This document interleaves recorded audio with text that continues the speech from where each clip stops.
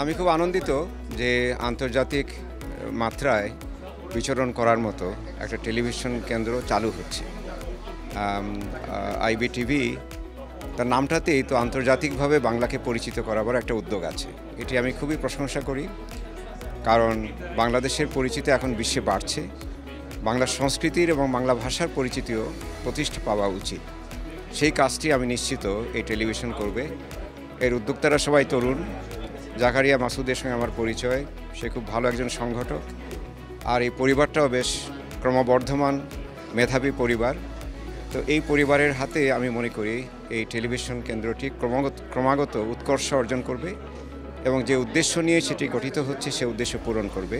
আর আজকে এত একটা মহেন্দ্রক্ষণ বাংলাদেশের সুবর্ণ জয়ন্তী, সেই জয়ন্তীর সঙ্গে সংযুক্ত এই মুহূর্তটি, এটিও তো উদযাপন করার মতো।